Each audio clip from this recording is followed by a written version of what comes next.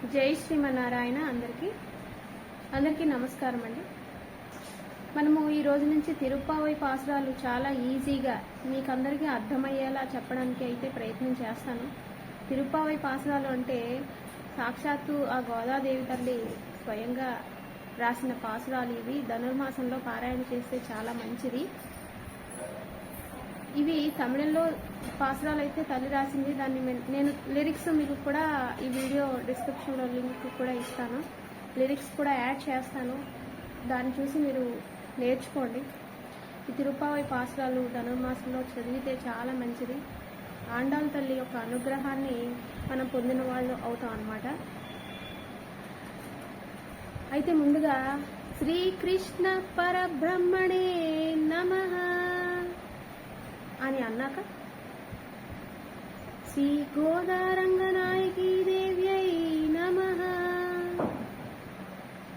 ఆండాళ్ తిరువడిగళే శరణం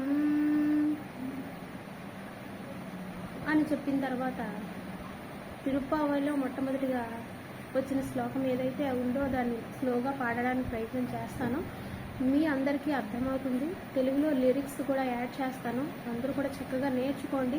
మీ అభిప్రాయాన్ని కామెంట్స్ రూపంలో తెలియజేయండి. అందరూ కూడా లైక్ చేసి నా లింక్ని మీ ఫ్రెండ్స్కి కూడా షేర్ చేస్తే వాళ్ళకి కూడా యూజ్ఫుల్ అవుతుంది. రాని వారు నేర్చుకుంటారు. సబ్స్క్రైబ్ చేయడం మాత్రం మర్చిపోవద్దు. మీ ఒక్క సబ్స్క్రైబ్ నాకు చాలా వాల్యుబుల్ అండి. నీళా తుంగస్తనగిరి తటీ సుప్తముద్బోధ్య కృష్ణం పారాద్యం స్వం శృతి సత శిర సిద్ధమధ్యాపయంతి స్వోచ్ఛిష్టాయాం స్రజి నిగళితం యా బలాత్కృత్య భూంతే గోదా తస్యై నమ ఇదమిదం భూయ ఏవాస్తు భూయః. చాలా స్లోగా పాడి పెట్టానండి. ఇంకా ఎవరికైనా డౌట్స్ ఉంటే కామెంట్స్ రూపంలో తెలియజేయండి.